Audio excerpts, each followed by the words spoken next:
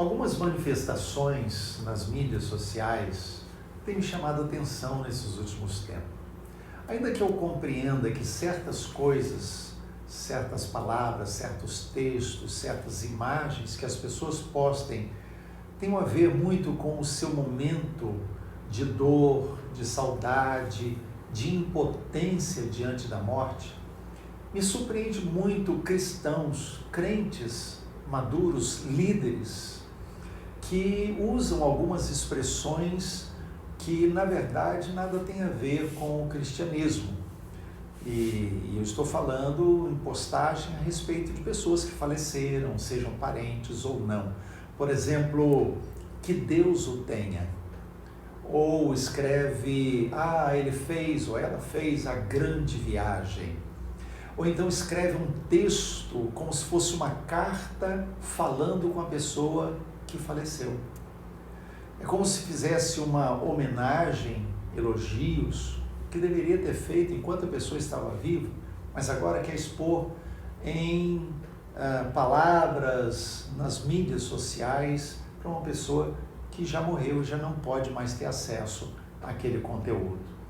Eu atribuo esse tipo de postagens a desconhecimento bíblico ou a uma atitude impensada, ou seja, a pessoa não chega a raciocinar, a meditar sobre aquilo antes, porque ela está tomada pela dor, ou às vezes não sabe o que falar em relação a uma outra pessoa, uma outra família, então escreve aquilo.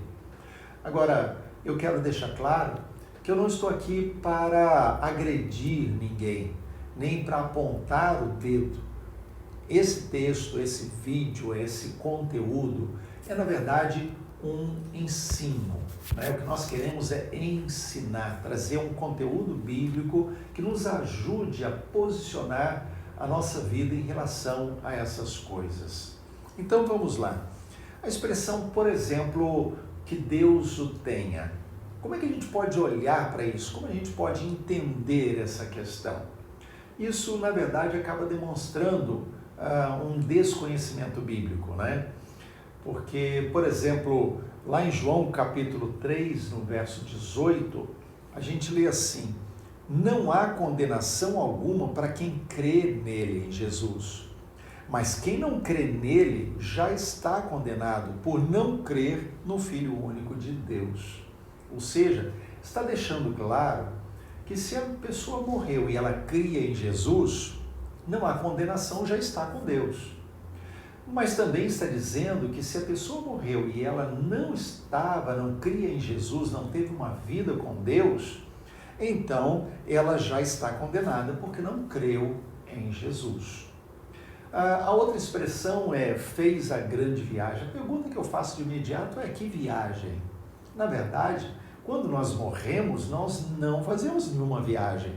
Nós estamos na eternidade, onde o tempo e o espaço, na verdade, não fazem mais nenhum sentido. Na verdade, nós estaremos imediatamente diante do Senhor. Estaremos diante do trono do Senhor. Vamos prestar contas da nossa vida ao Senhor.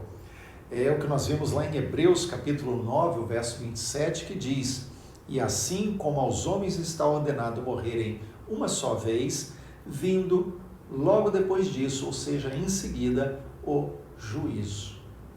Então, quando nós olhamos essa expressão, nós vemos que é o desconhecimento do que a Bíblia fala a respeito do que vem após a morte. E em relação aos textos que as pessoas escrevem como se fosse uma carta para aquela pessoa que já faleceu, eu quero dizer uma coisa: existem religiões e seitas que creem que é possível a comunicação com mortos, mas a Bíblia, ela condena totalmente a comunicação com aqueles que já morreram.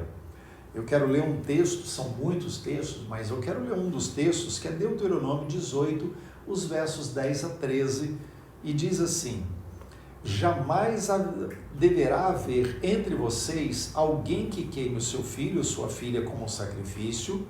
Não permitam que alguém do povo pratique adivinhação, use encantamentos, interprete agouros, envolva-se com bruxaria, lance feitiços, atue como médium ou praticante de ocultismo, ou consulte os espíritos dos mortos.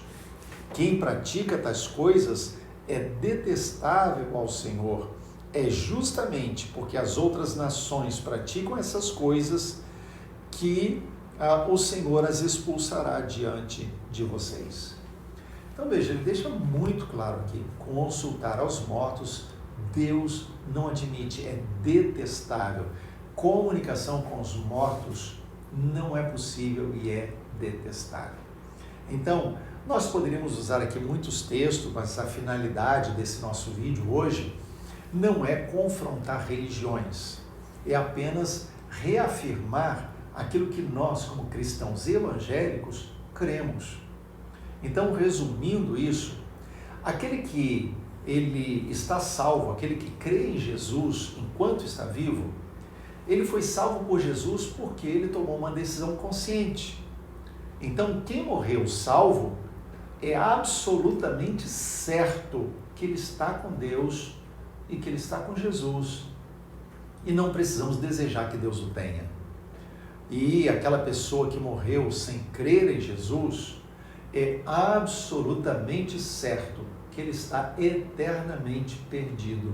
Então não adianta dizer esteja com Deus, que ele esteja com Deus, porque ele não vai estar com Deus. Não há rituais a recorrer, não há tribunais que possam ser de segunda instância, porque se a pessoa foi condenada eternamente, não há como voltar atrás. Cada pessoa, ela tem chance de tomar a decisão enquanto está vivo. E aqui eu quero chamar a atenção. Vai um alerta.